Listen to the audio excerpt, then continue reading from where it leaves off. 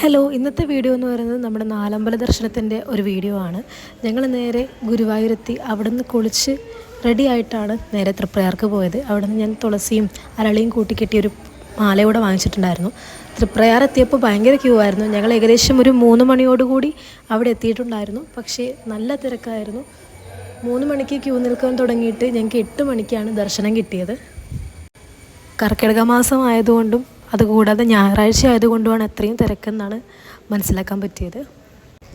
ദർശനത്തിന് ക്യൂ നിൽക്കുന്ന സമയത്ത് തന്നെ തേവരുടെ ശീവേലിയും കണ്ടു. ശീവേലി കഴിഞ്ഞപ്പോഴേക്കും തന്നെ ക്യൂ ഒക്കെ അത്യാവശ്യം വളരെ വേഗത്തിൽ തന്നെ മൂവായി. ദർശനമൊക്കെ കഴിഞ്ഞ് ഞങ്ങൾ പുറത്തിറങ്ങി. ചെയ്യേണ്ട വഴിപാടുകളും കാര്യങ്ങളും ഉണ്ടായിരുന്നു. വെടിവഴിപാട് കാര്യങ്ങളൊക്കെ കഴിഞ്ഞു. പിന്നെ അത് കഴിഞ്ഞിട്ട് ഞങ്ങൾ നേരെ മീനൂട്ടും നടത്തിയിട്ടാണ് തിരിച്ചു പോകുന്നത്. രാവിലെ മുതലേ ക്യൂ നിൽക്കുന്നതുകൊണ്ട് തന്നെ നല്ല വിശപ്പുണ്ടായിരുന്നു. അതുകൊണ്ട് തന്നെ പെട്ടെന്ന് എല്ലാവരും കൂടെ പുറത്തോട്ടേക്ക് ഇറങ്ങി. അവിടെ തൊട്ടടുത്തുണ്ടായിരുന്ന ഒരു ഹോട്ടലിൽ തന്നെ കയറിയിട്ട് ഞങ്ങൾ മസാല ദോശയും കഴിച്ചു. 3 കറിയും വിളമ്പുന്നത് വരെ കാത്തിരിക്കാനുള്ള സാവകാശം ഉണ്ടായിരുന്നില്ല. അത് കഴിഞ്ഞ് നേരെ പോയത് ഇരിങ്ങാലക്കുട കൂടൽമാണിക്യം ഭരതക്ഷേത്രത്തിലാണ്. അവിടെയും നല്ല തിരക്കാണ്. തൃപ്രയാറിൽ നിന്ന് നേരെ അടുത്തതായിട്ട് വരുന്നത് ഈ അമ്പലത്തിലോട്ടാണ്. 4 അമ്പലത്തിലും കാര്യമായിട്ടുള്ള തിരക്കുകൾ എന്തായാലും ഉണ്ടാകുമെന്നുള്ളത് നമുക്ക് തൃപ്രയാർ എത്തിയപ്പോൾ തന്നെ മനസ്സിലായിട്ടുണ്ടായിരുന്നു. അതുകൊണ്ട് തന്നെ പരമാവധി എല്ലായിടത്തുനിന്നും വേഗത്തിൽ ദർശനം കഴിഞ്ഞ് തിരിച്ചിറങ്ങാൻ വേണ്ടി ശ്രമിച്ചിട്ടുണ്ടായിരുന്നു.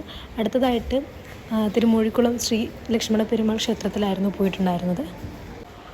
പോയതിൽ വെച്ച് അധികം തിരക്കൊന്നും പ്രത്യക്ഷത്തിൽ കാണാൻ സാധിക്കാത്തൊരു ക്ഷേത്രമായിരുന്നു ഇത്. സമാധാനത്തിൽ കുറച്ച് നേരം അവിടെ ചിലവഴിക്കാനായിട്ട് എന്തായാലും സാധിച്ചു. അതുപോലെ തന്നെ കുറച്ച് ഫോട്ടോസ് എടുത്തു. കുറച്ച് നേരം ആ ഒരു അമ്പലത്തിൻ്റെ ആ ഒരു ആംബിയൻസിൽ ഇരിക്കാൻ ഞങ്ങൾക്ക് അവിടെ മാത്രമേ പറ്റുള്ളൂ. കാരണം ബാക്കി എല്ലായിടത്തും നല്ല തിരക്കായിരുന്നു. തിരുമൂഴിക്കുളത്ത് എത്തിയത് ഉച്ചസമയമായതുകൊണ്ട് തന്നെ അവിടെ നിന്നാണ് ഞങ്ങൾ ഉച്ചഭക്ഷണം കഴിച്ചത്. കഞ്ഞിയും അച്ചാറും പുഴുക്കുമായിരുന്നു. അല്ലെങ്കിലും ആരാധനാലയങ്ങളിലെ ഭക്ഷണങ്ങളൊക്കെ ഒരുപോലെ മനസ്സും വയറും നിറയ്ക്കുന്നതാണ്.